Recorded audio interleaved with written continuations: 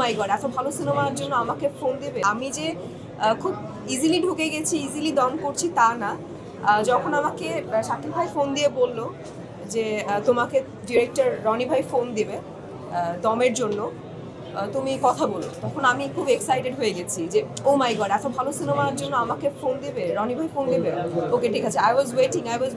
রনি ভাই আর ফোন দেয় না, কবে ফোন দিবে? যখন ফোন দিল তখন আমাকে বললো যে ঠিক আছে তোমার একটা অডিশন লাগবে। আমি বলছি অডিশন যে মানে যেই জিনিসই নেন আমি এক পায়ে রাজি আছি, but I want to do দম।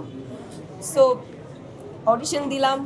অডিশনের পরেও মানে অনেক বেশি টেনশনে ছিলাম যে কি করবে, আমি কি অডিশনে পাশ করেছি নাকি আমি কি ফেল।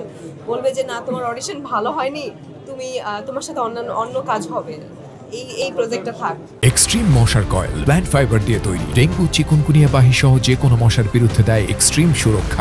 তারপর অডিশনটা তিনটা ছিল, একটা উইদাউট গেট আপ, একটা উইথ গেট আপ, আর একটা হচ্ছে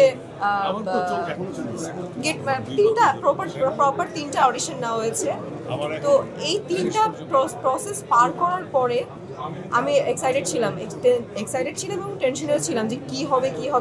যখন বললো যে তুমি পাশ করে গেছো এবং তুমি কাজ করছো তবে, আমি মনে হয় ওই 2-3 দিন মনে হয় একদম কোনো কথা নেই, খাবার দাবার অফ, এবং আমার যে কী পরিমাণে আমি খুশি এটা আমার সাথে যারা ছিল এবং রনি ভাই, তো মানে আমি খুবই বেশি খুশি ছিলাম। সো এখনও রিহার্সাল করছি, এই যে আসার আগেও একটু রিহার্সাল করে আসছি, তো জার্নিটা আমার খুব ভালো লাগছে।